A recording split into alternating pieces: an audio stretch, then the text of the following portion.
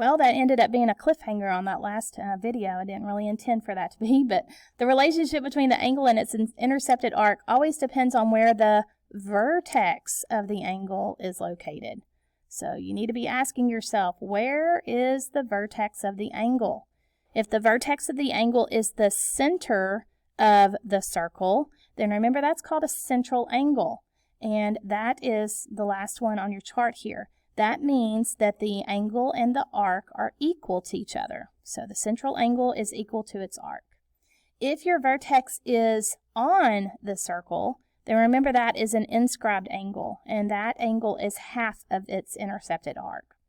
If the intersection or the vertex of your angle is inside the circle but not at the center, then the angle is equal to half the sum of its two arcs.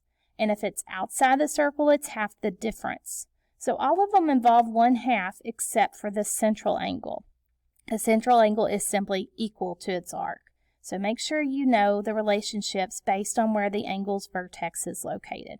Also, make sure that you study those summary of theorems on your notes as well. So this is the end of topic 19. We will also include topic 20 in our next test, so we will continue with that in the next lesson.